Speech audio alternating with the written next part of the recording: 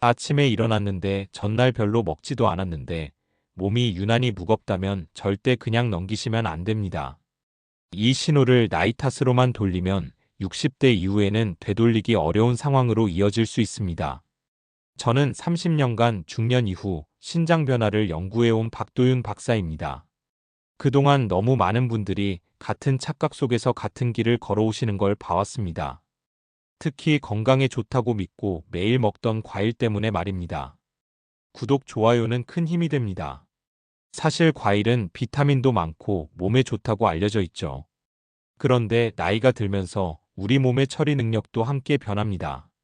특히 신장의 배출 기능이 조금씩 약해지면서 젊었을 때는 문제없던 음식들이 갑자기 부담이 되기 시작하는 겁니다.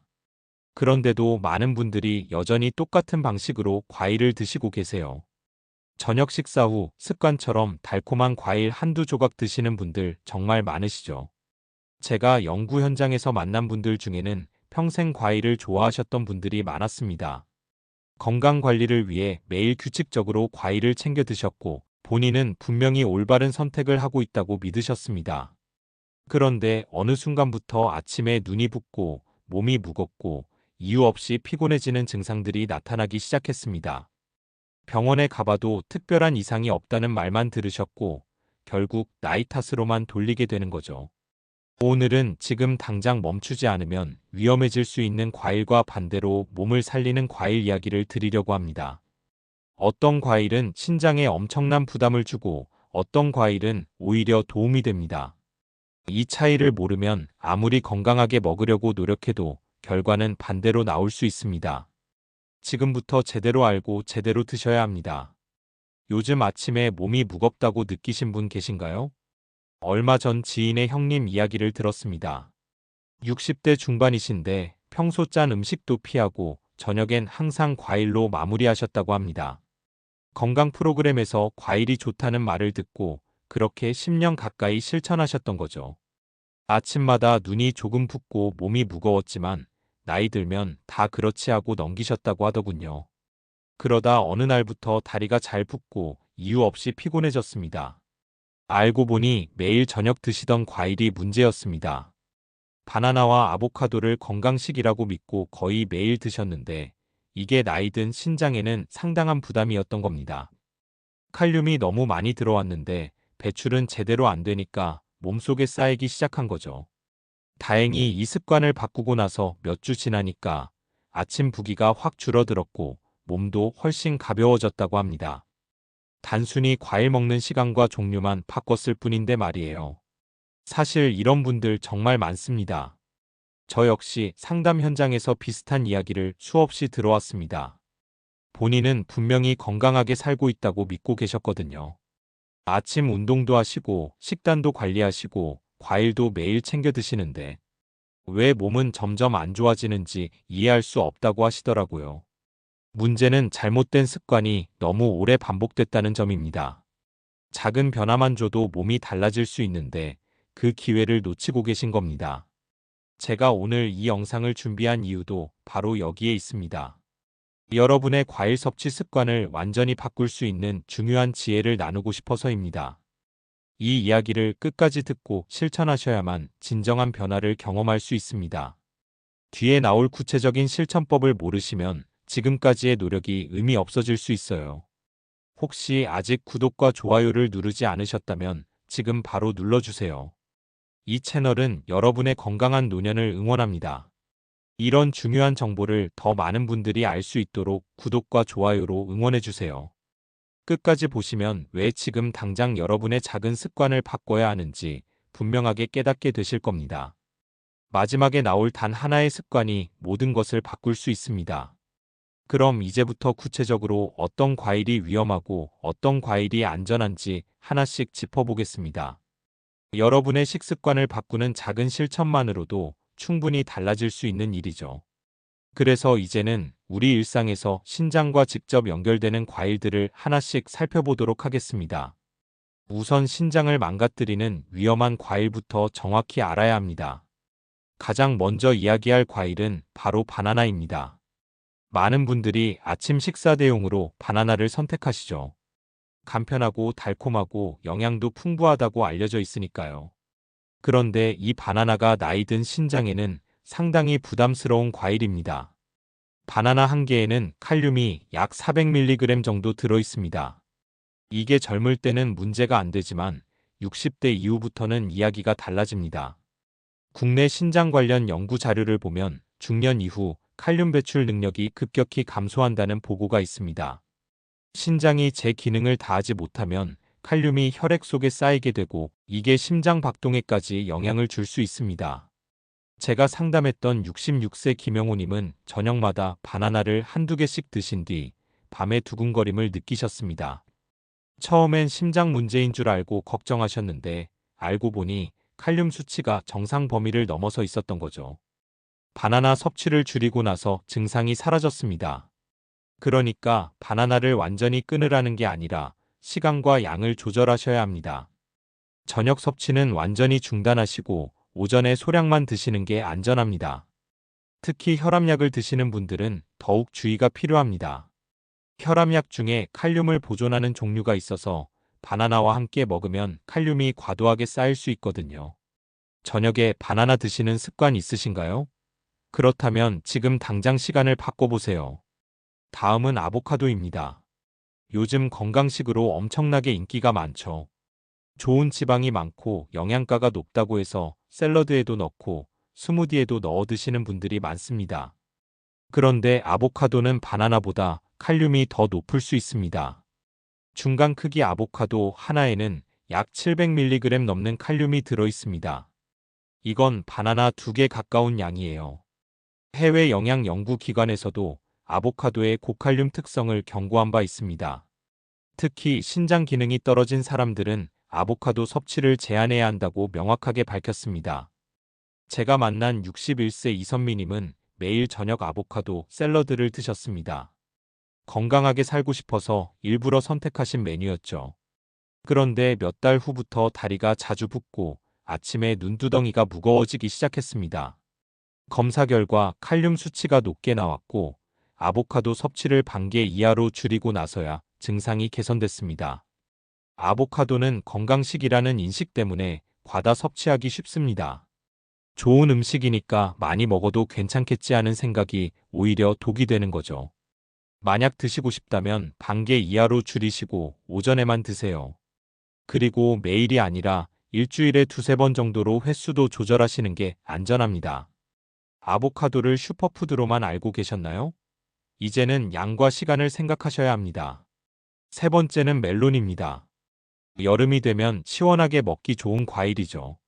수분도 많고 달콤해서 식후 디저트로 많이 드십니다. 그런데 멜론은 단순당이 엄청나게 많은 과일입니다. 당 흡수가 매우 빠르고 혈당을 급격히 올립니다. 문제는 혈당이 올라가면 신장이 더 많은 일을 해야 한다는 겁니다. 혈액 속당을 걸러내고 소변으로 배출하는 과정에서 신장에 부담이 가중되는 거죠. 국내 영양학회 자료에서도 멜론의 혈당 급상승 위험이 보고된 바 있습니다. 특히 저녁에 먹으면 수면 중에 혈당이 높아진 상태로 유지되면서 신장이 계속 과부하 상태에 놓이게 됩니다. 제가 상담했던 70세 박성진님은 여름마다 저녁 식사 후 멜론을 즐기셨습니다. 시원하고 달달한 게 입맛을 깨워주니까 습관처럼 드셨던 거죠. 그런데 여름이 지나면 항상 피곤하고 소변 색깔이 진해지는 증상이 반복됐습니다. 멜론 섭취량을 확 줄이고 낮 시간에만 조금 드시도록 바꾸고 나서는 여름이 지나도 몸 상태가 괜찮아졌습니다. 멜론은 수분이 많아서 시원하다고 안심하면 절대 안 됩니다. 당분이 워낙 높아서 신장 입장에서는 상당한 부담입니다. 여름밤 시원하게 멜론 한 조각 드신 적 있으신가요? 그 습관이 신장을 조금씩 지치게 만들고 있을 수 있습니다. 드시고 싶으시면 양을 확 줄이시고 가능하면 낮에만 드세요. 마지막으로 석류 주스입니다. 석류는 여성 건강에 좋다고 해서 특히 중년 여성분들이 많이 찾으시죠. 그런데 문제는 주스 형태로 드시는 경우입니다. 석류를 통째로 드시는 게 아니라 주스로 만들어 마시면 섬유질이 완전히 제거됩니다. 섬유질이 없으면 당분이 혈액으로 흡수되는 속도가 엄청나게 빨라집니다. 이게 바로 신장에 가장 큰 부담을 주는 방식입니다. 해외 노화 연구기관에서도 과일 주스 형태 섭취의 위험성을 여러 차례 경고했습니다. 생과일로 먹으면 천천히 소화되고 흡수되지만 주스로 만들면 마치 설탕물을 마시는 것과 비슷한 효과가 나타난다는 겁니다. 제가 만난 68세 최미경님은 매일 밤 석류 주스를 한 잔씩 마셨습니다. 갱년기 증상에 좋다는 말을 듣고 몇 년간 꾸준히 마셨는데 어느 순간부터 새벽에 소변을 자주 보게 되고 아침마다 몸이 무거워지셨습니다. 석류 주스를 끊고 생과를 소량만 드시도록 바꾸니까 새벽 소변 횟수도 줄고 컨디션이 훨씬 나아졌다고 합니다. 주스 형태의 과일은 정말 위험합니다. 편리하다는 이유로 선택하시는 분들이 많은데 신장 입장에서는 최악의 선택입니다. 과일 주스로 드시는 습관 있으신가요? 주스 대신 생과를 소량 씹어서 드세요. 그게 훨씬 안전합니다. 특히 저녁 주스 습관은 지금 당장 끊으셔야 합니다. 이렇게 4가지 과일을 살펴봤습니다. 바나나, 아보카도, 멜론, 석류 주스. 이 과일들이 나쁘다는 게 아니라 나이가 들면 먹는 방식을 바꿔야 한다는 겁니다. 양을 줄이고 시간을 바꾸고 형태를 바꾸는 것만으로도 신장 부담을 크게 줄일 수 있습니다. 그럼 이제 반대로 신장을 살리는 과일은 무엇인지 알아보겠습니다. 이번에는 신장에 부담을 주지 않으면서도 건강에 도움이 되는 과일들을 소개해드리겠습니다. 기적의 과일이라고 이름 붙인 이유는 이 과일들이 수분은 풍부하면서도 칼륨과 당 부담이 낮기 때문입니다. 제대로 먹으면 신장 건강을 지키면서도 영양을 챙길 수 있습니다. 첫 번째 과일은 배입니다. 배는 수분이 정말 풍부한 과일이죠. 한국 사람들이 예로부터 사랑해온 과일이기도 하고요. 배는 칼륨 함량이 상대적으로 낮으면서도 수분 공급에는 탁월합니다. 게다가 식이섬유도 풍부해서 장 건강에도 도움이 됩니다. 신장에 부담을 주지 않으면서 몸속 노폐물을 자연스럽게 배출하는 데 도움을 주는 거죠. 다만 배도 과식하면 당 섭취가 많아지니까 적당량을 지켜야 합니다.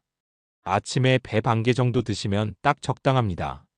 하루를 시작하는 아침에 시원한 배 한 조각이면 갈증도 해소되고 장도 편안해집니다. 아침 과일로 배 드셔보셨나요? 정말 좋은 선택입니다. 두 번째는 사과입니다.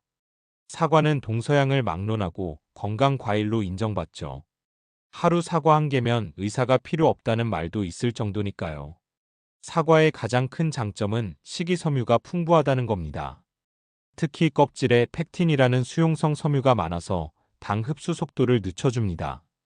그래서 혈당이 급격히 오르는 걸 막아주고 신장에 가는 부담도 줄어듭니다. 사과는 칼륨도 바나나에 비하면 절반 정도밖에 안 됩니다. 중간 크기 사과 한 개에 약 200mg 정도입니다. 이 정도면 신장이 충분히 처리할 수 있는 수준이죠. 그런데 한 가지 주의할 점은 사과 크기입니다. 요즘 나오는 사과들이 크기가 엄청 크잖아요. 큰 사과를 통째로 드시면 당 섭취가 많아질 수 있으니까 작은 사과 한 개 정도가 적당합니다. 큰 사과라면 반으로 나눠서 아침 저녁으로 나눠 드시면 됩니다. 사과를 언제 드시고 계신가요? 가능하면 오전에 드시는 게 좋습니다. 오전에 먹으면 하루 동안 에너지로 쓰이지만 저녁에 먹으면 그대로 쌓일 수 있거든요. 세 번째는 딸기입니다. 딸기는 당 함량이 정말 낮은 과일입니다. 같은 양을 먹어도 다른 과일에 비해 당 섭취가 훨씬 적습니다. 게다가 항산화 성분인 안토시아닌이 풍부해서 혈관 건강에도 도움이 됩니다. 신장은 결국 혈관 덩어리로 이루어진 장기이기 때문에 혈관이 건강해야 신장도 건강합니다. 딸기를 규칙적으로 먹으면 혈관 염증을 줄이고 신장 기능을 보호하는 데 도움이 됩니다. 다만 딸기 드실 때 설탕이나 연유를 뿌려 드시는 분들이 많은데 그건 절대 피하셔야 합니다. 딸기 자체는 괜찮은데 설탕을 추가하는 순간 당 폭탄이 되는 겁니다. 딸기는 그대로 씻어서 드세요. 새콤달콤한 자연 그대로의 맛이 가장 좋습니다. 딸기 드실 때 설탕 넣거나 가공해서 드시나요? 그럼 지금부터는 그냥 생으로 드시는 습관을 들여보세요. 소량만 먹어도 충분히 만족스럽습니다. 네 번째는 블루베리입니다. 블루베리는 작은 알갱이지만 영양이 엄청납니다. 특히 안토시아닌 함량이 과일 중에서도 최고 수준입니다. 이게 혈관벽을 튼튼하게 하고 염증을 줄여주는 역할을 합니다. 신장 내부의 미세한 혈관들이 손상되는 걸 막아주는 거죠. 블루베리는 당도 낮고 칼륨도 적당해서 신장에 전혀 부담이 없습니다. 하루에 한 줌 정도만 드시면 됩니다. 너무 많이 드실 필요도 없어요. 주의할 건 말린 블루베리입니다. 건조 블루베리는 당이 농축돼 있어서 생과보다 훨씬 달고 칼로리도 높습니다. 가능하면 생과나 냉동 블루베리를 드세요. 냉동 제품도 영양은 거의 그대로 유지되니까 괜찮습니다. 블루베리 생과로 드시나요? 아니면 말린 제품으로 드시나요? 말린 제품이 편하긴 하지만 건강을 생각하면 생과나 냉동이 훨씬 낫습니다. 아침 요거트에 블루베리 한 줌 넣어 드시면 정말 좋습니다. 다섯 번째는 오렌지입니다. 오렌지는 비타민C가 풍부한 대표 과일이죠. 면역력에도 좋고 피로 회복에도 도움이 됩니다. 오렌지의 장점은 칼륨 부담이 비교적 적다는 겁니다. 물론 바나나보다는 낮지만 배나 사과보다는 조금 높긴 합니다. 그래도 적정량만 지키면 문제 없습니다. 중간 크기 오렌지 1개 정도가 적당합니다. 그런데 오렌지도 주스로 만들어 마시면 안 됩니다. 아까 석류 주스 이야기했던 것과 똑같은 이유입니다. 오렌지 주스는 섬유질이 제거되고 당만 농축되기 때문에 신장에 부담을 줍니다. 시중에 파는 오렌지 주스는 더 위험합니다. 당이 추가로 들어간 경우가 많거든요. 오렌지를 주스로 드시고 계신가요? 그렇다면 지금부터는 생과를 껍질 벗겨서 천천히 씹어 드세요. 그래야 섬유질도 함께 섭취하고 당 흡수도 천천히 됩니다. 이렇게 5가지 과일을 소개해 드렸습니다. 배, 사과, 딸기, 블루베리, 오렌지. 이 과일들은 신장에 부담을 주지 않으면서도 영양을 충분히 제공합니다. 공통점은 칼륨이 낮거나 적당하고 식이섬유가 풍부하며 항산화 성분이 많다는 겁니다. 이 과일들을 올바른 방법으로 드시면 신장 건강을 지키면서도 맛있게 과일을 즐길 수 있습니다. 그럼 이제 마지막으로 오늘 내용을 정리하고 바로 실천할 수 있는 방법을 알려드리겠습니다. 오늘 이야기의 핵심은 분명합니다.